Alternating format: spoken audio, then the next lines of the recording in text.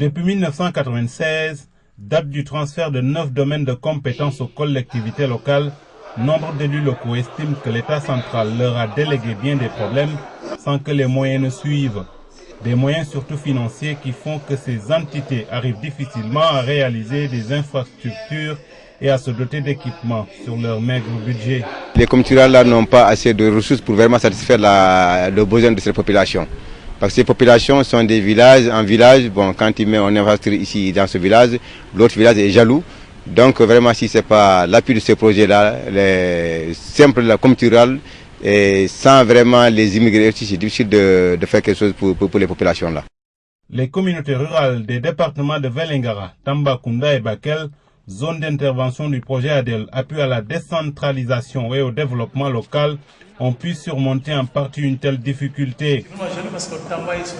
En effet, le groupement d'intérêt communautaire, créé par décret présidentiel du 4 août 2004, y a été expérimenté pour la première fois.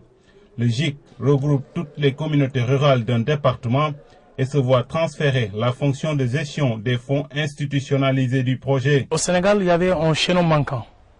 On avait les communautés rurales, les communes, la région.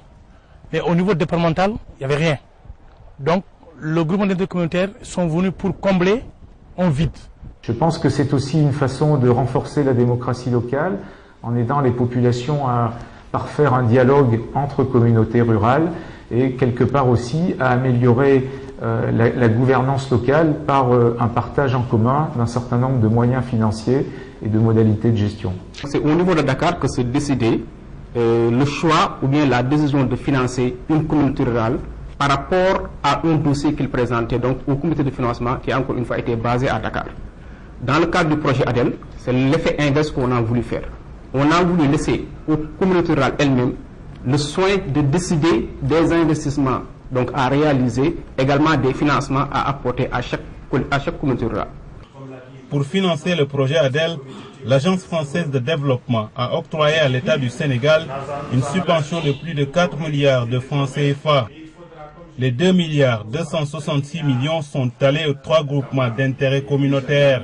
L'objectif à terme est évidemment de faire en sorte que de renforcer en quelque sorte les finances locales et de faire en sorte que de plus en plus elles soient autonomes et qu'il y ait par conséquent effectivement un transfert de ressources de manière pérenne depuis l'administration centrale vers ces collectivités locales par un processus également de décentralisation en quelque sorte des ressources financières. Pour la section investissement, 416 221 268 francs CFA. Qui vote pour? Au sein du GIC, les prises de décision sont concertées, unanimes et transparentes. 2 délégués par communauté rurale sont membres à voix délibérative, alors qu'un membre du projet et les représentants des ministères à compétences transférées du Conseil régional et de l'Agence régionale de développement sont membres à voix consultative. Sous la houlette du bureau exécutif, le président et ses 2 adjoints, le GIC se réunit une fois par trimestre, soit pour se pencher sur les demandes de financement soumises par les communautés rurales, soit pour étudier les projets intercommunautaires ou pour voter le budget, comme c'est le cas pour le GIC de Tambacounda. Bon, j'ai voté parce que c'est un budget qui doit apporter des réalisations dans nos différentes collectivités locales après avoir prévu dans notre PLD et notre PAI. Donc si ce budget, on ne le vote pas, les réalisations que nous voulons faire au compte du projet ADEL dans nos différents villages, nous ne pourrons pas les réaliser.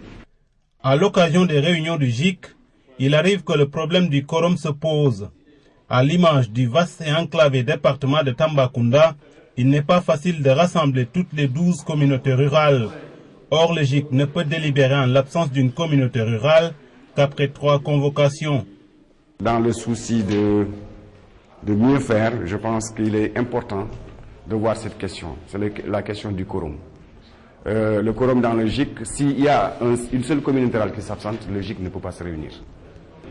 Quelquefois, nous sommes obligés de reporter nos réunions 1 fois ou 2 fois ou 3 fois. La planification locale est aujourd'hui une réalité dans la bonne marche de ces collectivités locales. Les investissements jugés prioritaires figurent en bonne place dans les plans locaux de développement PLD couvrant une période d'environ 5 ans, sans oublier les plans annuels d'investissement PAI. Le projet a financé leur élaboration. Les premiers communautés rurales, particulièrement de ce département, ont travaillé sur un pilotage à vue. Mais Adel, quand Adel est venu s'installer dans le département, la première condition qu'il a posée d'abord, c'est la mise sur pied d'un document stratégique qui est un plan local de développement. Alors c'est ce que tout le monde a applaudi, et ensuite les gens y sont passés en pratique, et au niveau de chaque communauté rurale, il y a un PLD.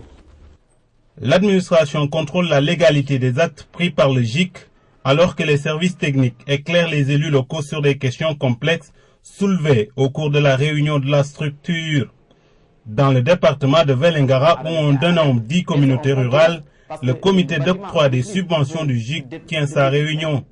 Globalement, la demande de financement de Nematawa s'articule autour de la construction et l'équipement des 2 salles de classe là, pour un montant global de 15 millions. Quels sont ceux qui sont d'accord? Pour tout financement pour la réalisation d'un ouvrage ou l'achat d'équipement, le projet ADEL contribue à hauteur de 84,75%.